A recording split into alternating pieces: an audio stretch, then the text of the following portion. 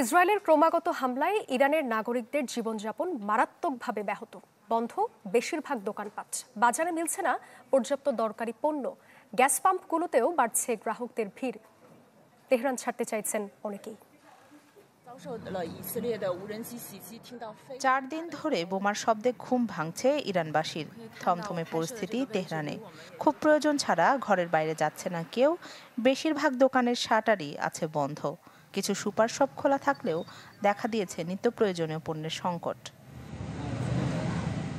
সব মিলিয়ে ইসরায়েলের সাথে পাল্টাপাল্টি হামলায় ব্যাহত হচ্ছে ইরানিদের দৈনন্দিন জীবনযাপন। তেল আবিবের হামলায় বেসামরিক নাগরিকদের ক্ষতিই হচ্ছে বেশি।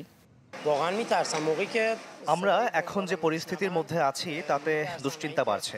তেমন দোকানপাট খোলা নেই, আর বাজারে সব ধরনের পণ্য পাওয়াও যাচ্ছে না। RICL TMX, যুগের পর যুগ স্থাপনা থাকে মজবুত।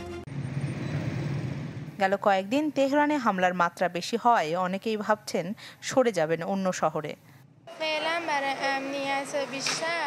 নিরাপত্তার স্বার্থে আমরা তেহরান ছেড়ে যাচ্ছি। অনেক জায়গা থেকেই সরে যাওয়ার নির্দেশ দেওয়া হয়েছে। এ কারণে তেহরান ছেড়ে নিরাপদ কোনো জায়গায় চলে যাওয়াই ঠিক মনে হচ্ছে।